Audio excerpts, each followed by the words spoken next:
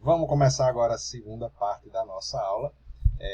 Cada vídeo aqui vai ter que ter 10 minutos por causa do software que eu estou utilizando. Lá ele faz uma pausazinha, mas só tinha mais um exercício 7 no slide anterior, que a resposta está lá também. Dê uma olhada, né? Se tiver alguma dúvida, fala comigo. Nessa segunda parte a gente vai começar a falar dos operadores I e OR, que equivalem ao AND e o OR dentro do IF.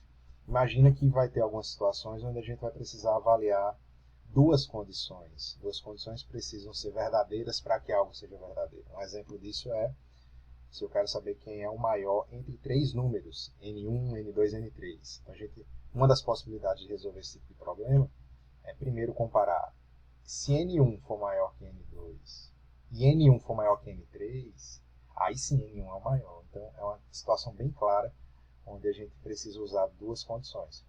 Então, a gente pode usar o AND como o operador que vai ter que as duas condições sejam verdadeiras para ela ser verdadeira. Se uma ou outra for falsa, vai ser o resultado é falso. A principal característica da tabela verdade do operador I é essa, né? As duas condições precisam ser verdadeiras. Se uma ou outra for falsa, ele retorna falso. Como a própria semântica, né, da conjunção diz, tem que ser essa e aquela verdadeira para poder ser verdadeira. No OR é uma alternância, né? Basta ou uma ou outra condição ser verdadeira que ele é verdadeiro. Então, se a primeira é falsa e a segunda é verdadeira, no OR vai ser verdadeiro. Se ambos forem verdadeiro, verdadeiro. Se ambos forem falso, falso. Então, a única situação no OR onde vai ser falso é as duas condições serem falsas. E aí a sintaxe é basicamente a gente, após a condição, adicionar o AND. If condição 1 e a condição 2, se elas forem verdadeiras, aí sim a gente executa esse bloco verdade. E o resto segue a mesma estrutura, né? A gente aperta o Tab aqui para dar esse espacinho para o bloco verdade. No exemplo a gente faz o programa que lê três números e informa qual o maior número digitado. Utiliza o operador I para criar um if que avalia as duas condições. Então, mais ou menos como eu tinha falado agora, a gente vai pegar três números, não esquece de converter para inteiro, né? Para fazer a comparação. E aí ele coloca, se o número 1 for maior que o número 2 e o número 1 maior que o número 3, o número 1 é maior. Aí vai fazer isso com o número 2, comparando com 1 e com 3, e de novo com o 3, comparando com 1 e com 2. Né? E cada um vai ser verdadeiro se ele for maior. E ainda botou uma última condição aqui, para a gente verificar a igualdade, por exemplo. Se o número 1 for igual ao número 2 e o número 1 igual ao número 3, então o número 1 qualquer um deles ali daria a resposta correta. Quando a gente usa o OR, é a mesma coisa, a gente só vai trocar o da sintaxe, né? O AND pelo OR, então basta a condição 1 ou a condição 2 ser verdadeira, que a gente vai ter como uma verdade. Observe esse exemplo aqui, né? Então, faça um algoritmo que lê uma sigla de um estado brasileiro. Considera que o usuário só vai digitar os seguintes estados, a seguinte entrada, né? PB, PE, SP ou RJ. E aí ele vai dizer se o estado pertence ao Nordeste ou ao Sudeste. Então a gente pode fazer um pequeno if com o OR. Se a sigla que o usuário digitou for PE ou for PB, escreve estado nordestino. Se a sigla for SP ou RJ, escreve estado do Sudeste. Temos mais exercícios, né? Aí nesse primeiro ele pede para classificar os atletas de um determinado clube por categoria. Então, a partir da sua idade, ele vai dizer qual é a categoria que ele está inserido. Nesse ponto aqui, a gente vai tomar um pouquinho mais de cuidado, porque a gente vai botar tem que ser maior que 5 e o telefone falando aqui, né? Ele ficou ouvindo as conversas, deixa eu só colocar no silencioso. E aí, nesse caso, a gente vai ter um cuidado maior, né? Tem que ser infantil maior que 5 e menor que 10. No juvenil, maior ou igual que 11, menor que 15. A gente vai colocar agora duas condições para poder delimitar essas categorias. E esse foi mais ou menos o nosso último fim da primeira parte, né? Era a previsão, mas a gente só ficou ali no início. Revisão bem rápida dos comandos que a gente tem que utilizar, que já sabe utilizar no Python até agora. No print a gente escreve uma mensagem na tela.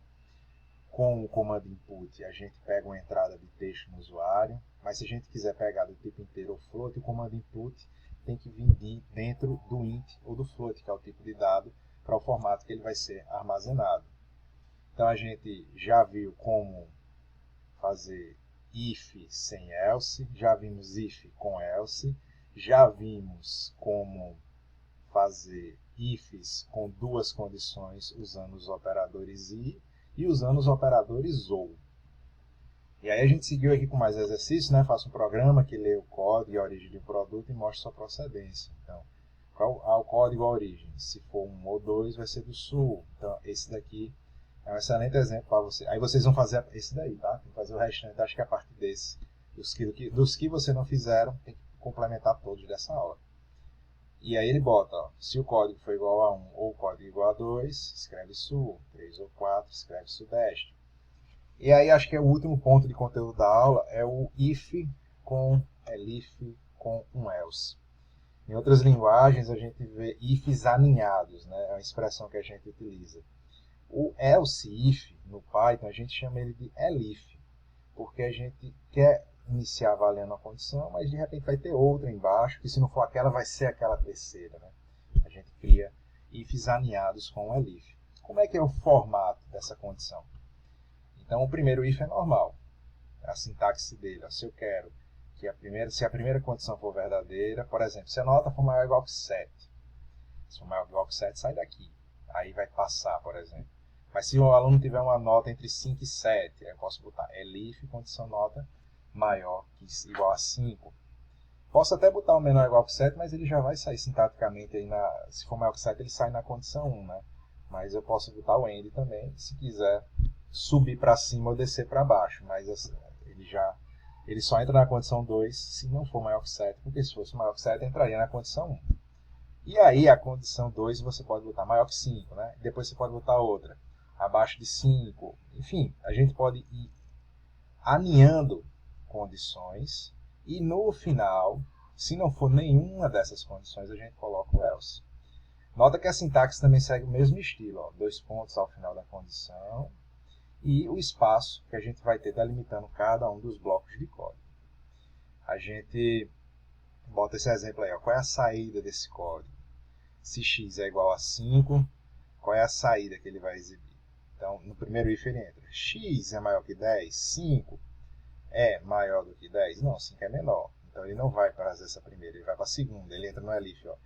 5 é maior que 7? Não, 5 não é maior que 7. Então ele entra na outra. 5 é maior que 3? 5 é maior que 3.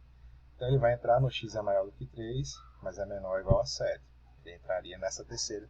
E aí, novamente, é como a história da bifurcação, né? Ele só vai sair por um desses caminhos aí, ele não passa por todos os outros. Então observa que a estrutura condicional pode ter quantos elifs forem necessários e o else opcional bota assim quantos elifs, porque eu já fiz uns testes quando a gente passa mais de 1000 encadeamentos e ele continua funcionando, aí a gente diz assim, pode botar quantos quiser, mas ninguém faz mais aí do que 15, 20, nunca vi um programa com mais do que isso. Mas ele comporta aí os seus elifs à vontade. A ordem que as condições são verificadas é importante, portanto certifique-se de colocá-las na ordem correta para garantir que a condição correta seja verificada primeiro. Então a gente tem mais alguns exemplos, né? Faz um programa, se o usuário digitar 1, 2, 3 ou 4, ele vai dizer a comida correspondente. Temos o programa que calcula e exibe o salário reajustado. Então, abaixo de 1.300 aumenta 45. Nota que a gente está optando mais condições nesse aqui para fazer do que o anterior. Tem a resposta para vocês. E tem um outro fazendo um programa que recebe 2 números e executa as operações listadas de acordo com a escolha do usuário.